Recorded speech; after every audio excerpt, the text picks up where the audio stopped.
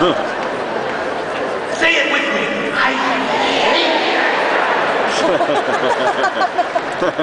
All right. Sorry, I got sidetracked. Cass Sunstein said this week, in audio that we played this week, I should say, ish, that the American people are like Homer Simpson. Yeah. No! The American people are like Homer Simpson. And so, that's a good thing. Because that leaves a lot of tools at our disposal. And you ready for this quote? So we can manipulate them. Ow! That was the hopey-changey thing I was hoping for. Manipulation. From the guy who takes the 2,500-page bill that nobody read and designs framework. It's called nudge. I don't want anybody nudging me. Get away from my French fries, Mrs. Obama.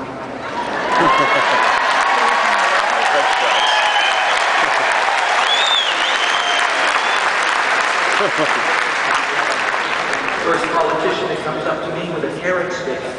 I got a place for it. And it ain't in my tummy.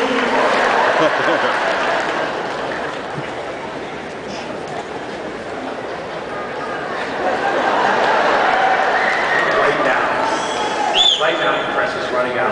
I've got a breaking story!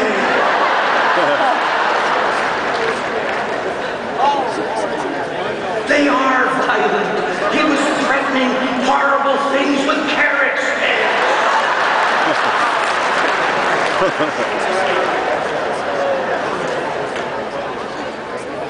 You can print that. Okay, so what is it they're missing? They're missing that people do good. That people will do the tough thing. I don't know about you, but I just want someone to tell me the truth. I can handle it. I'm a big boy. It's important that you tell us the truth. We can handle it. The only way we can solve problems. Oh no, don't tell them the truth. They'll freak out. Are you kidding me? More than we have been freaking out? Total collapse would be welcome.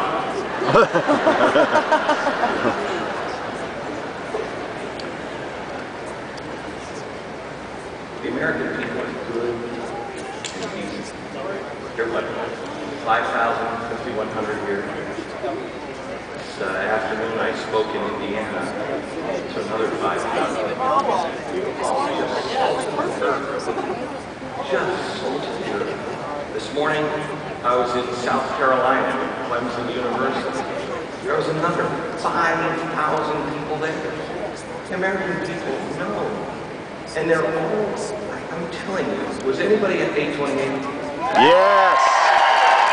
All night long, baby. Have you ever felt anything like that? No. Let me tell you a story of a letter I got from a woman who was in the crowd.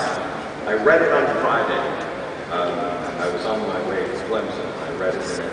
She said, I can barely see the keyboard because there's so many tears in my eyes, but I have to tell you this story. She said, I took my son to the Restoring Honor rally, and she said, I was standing there with my son. Long story short, she had to leave and go back to the hotel for a while, but she didn't want her son to miss anything. She would be gone for about an hour by the time she fought all the cabs and the crowds and everything else. And she said, I didn't know a soul, not a soul. She said, but I had been in that crowd with these people for about 4 hours.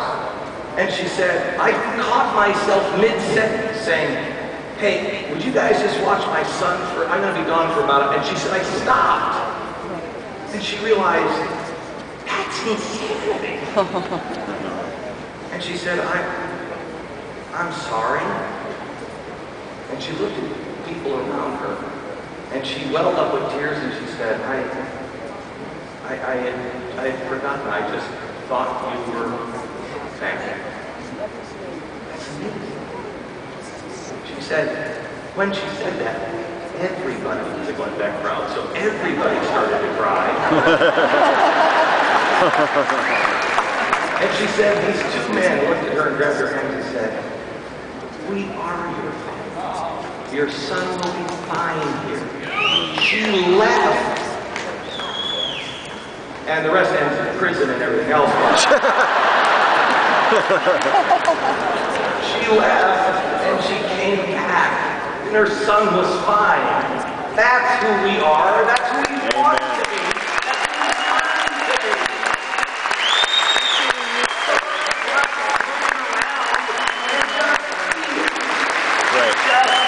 The change that you want to see. You're welcome.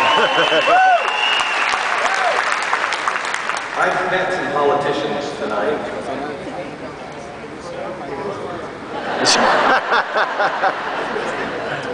I met some politicians tonight, and I said the same thing to each of them. And if their wife was standing next to them, I didn't really talk to them. I just spoke to their wife. Does he have his soul? One of them said, I'm sorry, whose soul? His. Does he have? He's not collecting souls, is he? She said, yes, he does. And I said, I know this because of my wife. My wife doesn't let me get away with nothing. I mean, I said, you know what? No lies at all, not the smallest kid in our house. So now the phone rings and I'm there going, she's like, yes, he's right here.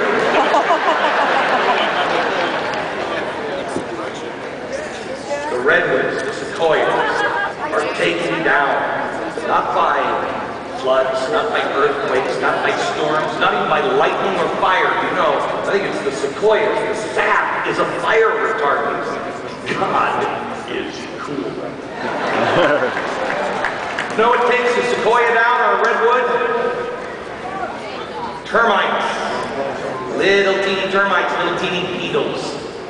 You gotta get all of that stuff out. If you're a politician, you're going into the viper's den. You're going in and they will find that termite and feed it and exploit it and you will rot from the inside. If you are a wife or a husband of a politician, be the Terminex person. When they get home, spray in your house. Because here's the thing. No. Because I don't find politicians. It wasn't for us to give them trust. What were we thinking? Until we can get them in and out with term limits, so we put them in, it's kind of like that. They each went in for 40 seconds and then we pulled them out. That's what we need to be. Because that's what they are. They're firefighters in Chernobyl. It's toxic. It will kill them. Get them in, get them out. Who's next? That's right. Yeah.